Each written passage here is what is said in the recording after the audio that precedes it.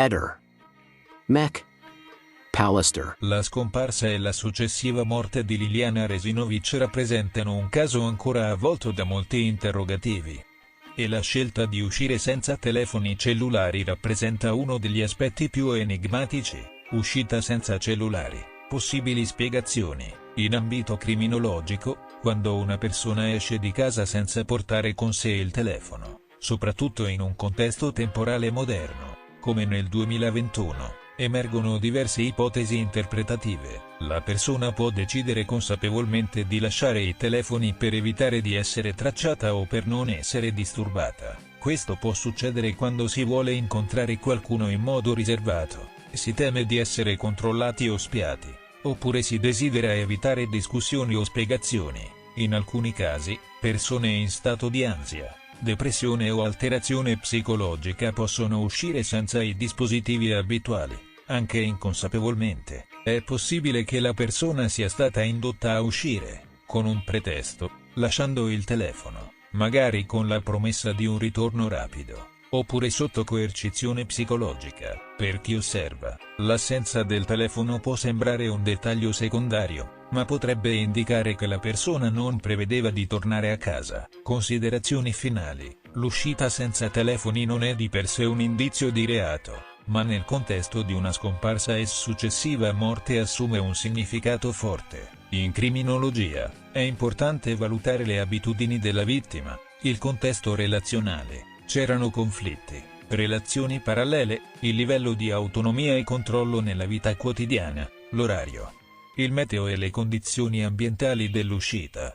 La vicenda di Liliana Resinovic è effettivamente uno dei casi più controversi e discussi degli ultimi anni in Italia. L'elemento dell'uscita senza telefoni cellulari, in un'epoca in cui siamo quasi fusi con i nostri dispositivi, è un dettaglio che ha attirato molta attenzione e solleva interrogativi importanti. Perché una persona potrebbe uscire senza telefoni cellulari? Ci sono diverse ipotesi possibili, e tutte andrebbero valutate alla luce del contesto individuale e relazionale della vittima. Potrebbe aver lasciato i telefoni per non essere tracciata o per non essere disturbata. Questo è tipico nei casi in cui la persona intende incontrare qualcuno in gran segreto o in una situazione delicata. In alcuni casi, le vittime si allontanano da casa per fare una passeggiata, schiarirsi le idee o riflettere su situazioni familiari o relazionali, lasciando i dispositivi a casa proprio per prendersi una pausa dal mondo. Un'altra ipotesi, più inquietante, è che sia stata costretta a lasciare i telefoni o che qualcuno abbia simulato la sua uscita senza di essi, per depistare le indagini. Alcuni scenari ricostruiti in ambito criminologico portano a ipotizzare che l'assenza di telefoni sia un dettaglio funzionale a mettere in scena una scomparsa volontaria o un suicidio. Elemento che si ritrova in alcuni cold case. Ci sono casi simili in Italia e all'estero? Sì. Ci sono diversi casi analoghi in cui la vittima è uscita di casa senza telefoni e poi è stata ritrovata morta. In Italia, Roberta Ragusa, scomparsa nel 2012 a San Giuliano Terme, uscì di notte in pigiama, senza telefono. Il caso resta irrisolto, ma si sospetta un omicidio. Il dettaglio del telefono lasciato è uno dei nodi centrali dell'inchiesta. Elena Ceste, scomparsa nel 2014 a Costigliole d'Asti, scomparve apparentemente volontariamente senza telefono, ma fu poi ritrovata uccisa. Si ipotizzò un allontanamento per motivi di disagio psicologico, ma il marito fu condannato per omicidio. All'estero, Maura Marri, studentessa universitaria scomparsa nel 2004 negli USA, lasciò il telefono a casa o non lo usò più. Il caso è tuttora irrisolto e oggetto di studio da parte di criminologi e profiler. Claudia Lorenz, scomparsa nel 2009 nel Regno Unito, uscì apparentemente senza portare con sé il cellulare o altri oggetti essenziali.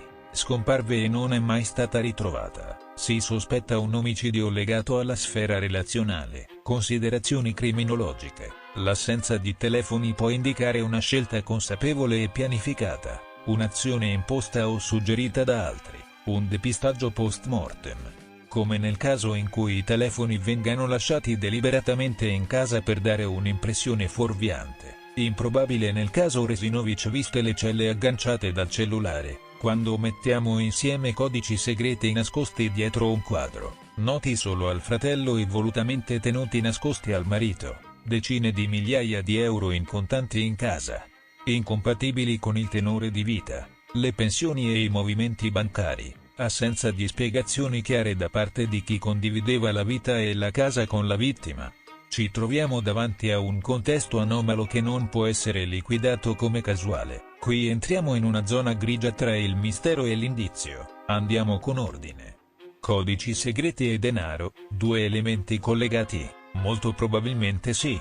Nel linguaggio non verbale e comportamentale, quando una persona nasconde dei codici segreti, nasconde dei contanti, dice al fratello: se dovesse succedermi qualcosa, dietro il quadro ci sono i codici, ma non dirlo a Sebastiano, sta lasciando una traccia intenzionale. Come in un testamento in codice, potremmo ipotizzare che i codici siano in realtà un modo per proteggere o rivelare la verità su quei soldi. Possibili spiegazioni, in ordine crescente di gravità o complessità. Liliana potrebbe aver messo da parte piccole somme in contanti nel tempo, tuttavia, decine di migliaia di euro non sono compatibili con pensioni modeste. In quel caso, però, perché tenerlo nascosto al marito? Questa ipotesi non regge in assenza di riscontri sullo stile di vita e sui movimenti di denaro. Forse Liliana riceveva aiuti o compensi che non voleva far sapere al marito, ad esempio un'eredità informale, prestiti,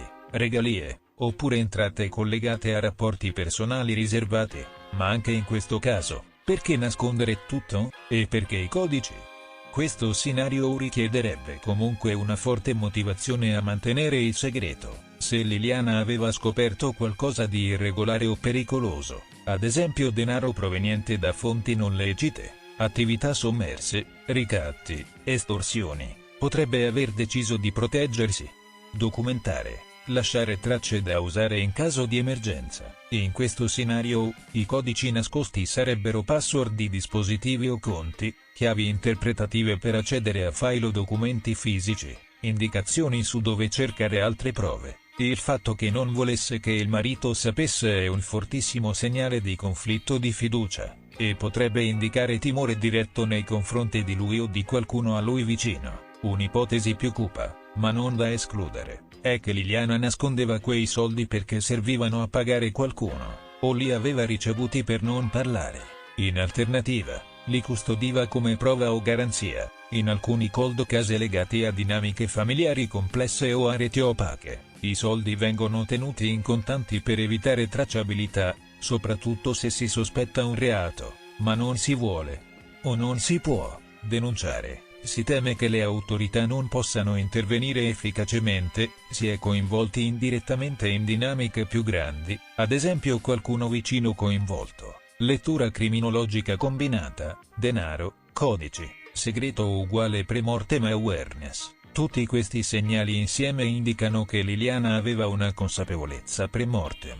Sentiva che qualcosa di grave stava per accadere o avrebbe potuto accadere. In criminologia, questi comportamenti sono noti come tracce differite della vittima, segnali che non rivelano esplicitamente la minaccia, ma che costruiscono una scatola nera della coscienza.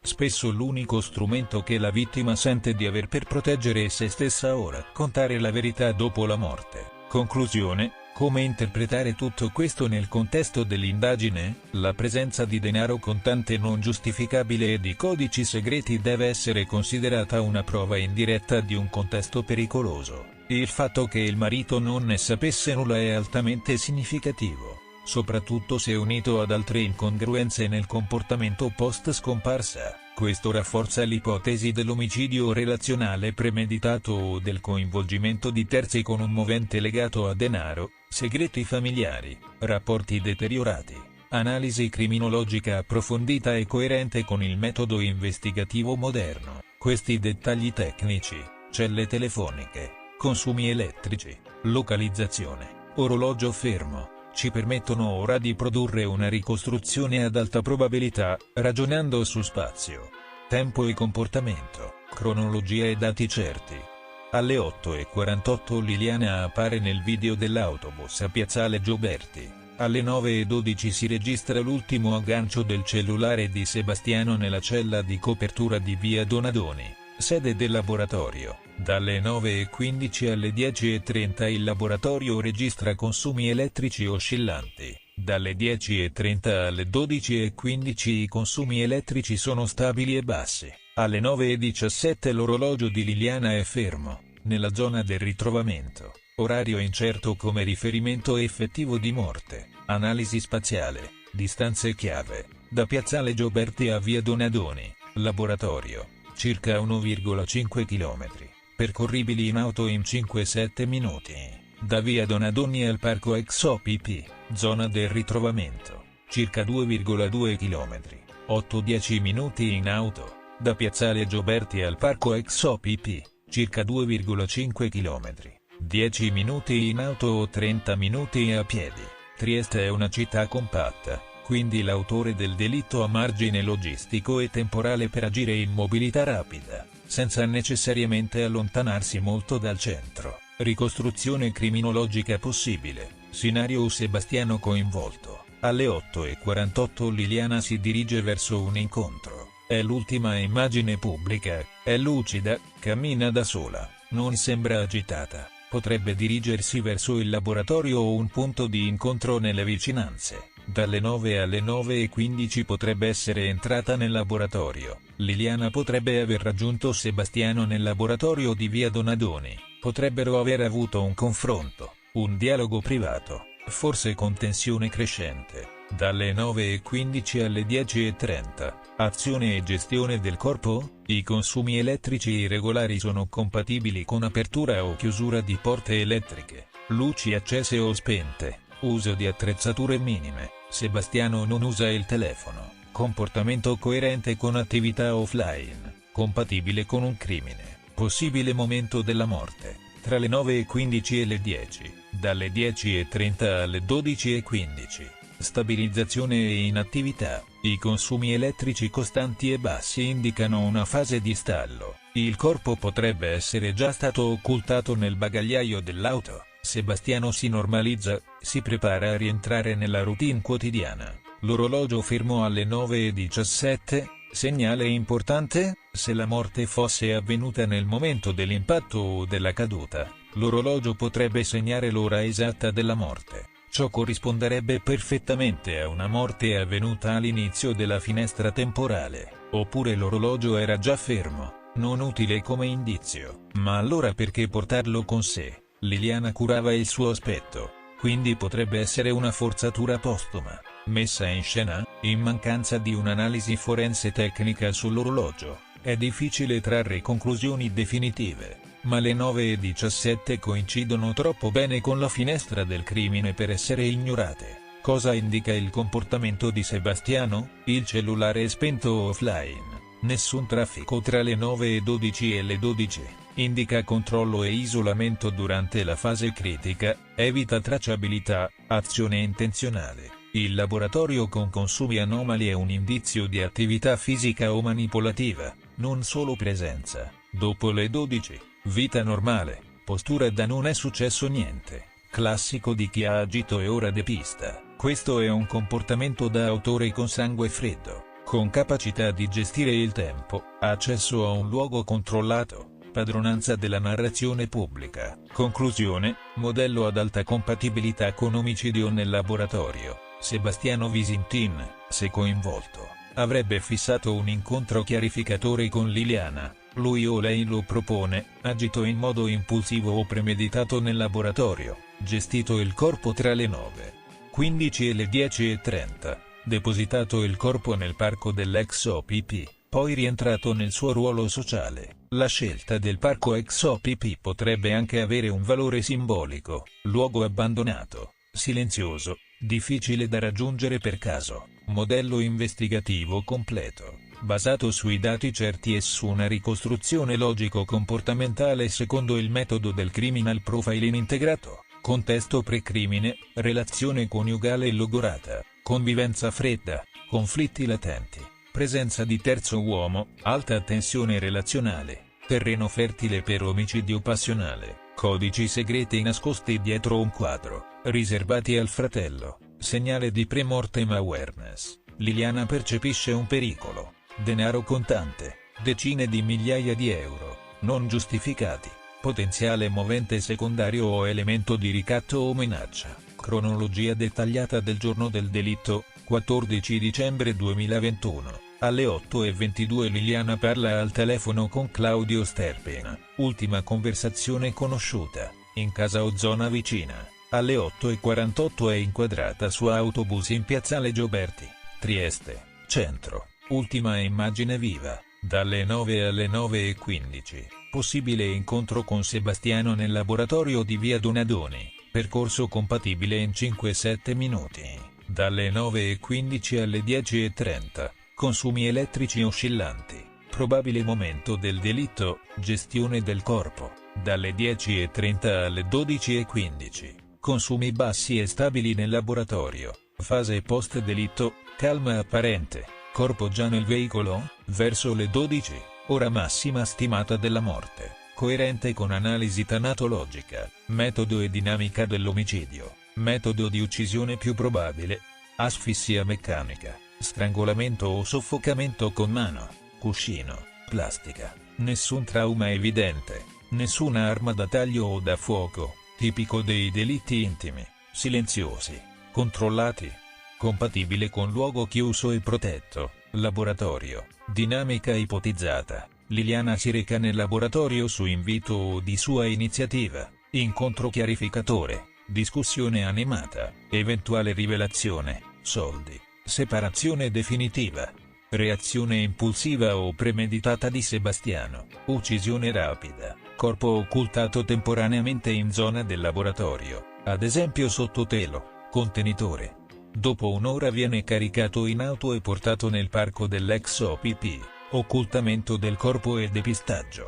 Il corpo è trovato in sacchi neri, occultamento artigianale, non professionale. La zona ex OPP è un luogo appartato, ma non troppo distante. Conoscibile da chi vive a Trieste, nessuna denuncia immediata di allarme, comportamento calmo e distaccato, elemento sospetto, costruzione mediatica del suicidio, tipico del colpevole che cerca controllo narrativo, assenza dei codici segreti, probabile distruzione o rimozione post-crimine, profilazione dell'autore, ipotetico, l'autore conosce bene la vittima, ha accesso alla sua fiducia o alla sua routine, ha un luogo protetto dove agire, laboratorio, mostra freddezza e lucidità post-crimine, ha un potenziale movente economico o relazionale, ha capacità di costruire una narrazione di comodo, profilo coerente con Sebastiano Visintin se coinvolto, non necessariamente come autore materiale, ma come ideatore, esecutore o complice consapevole. Note conclusive criminologiche.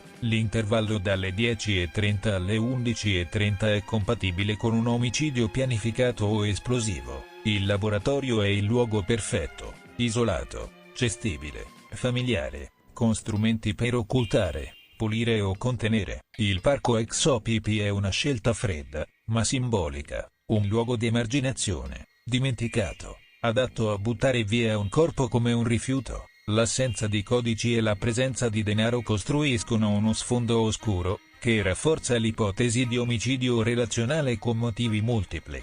Ehi, non dimenticare di iscriverti a questo canale.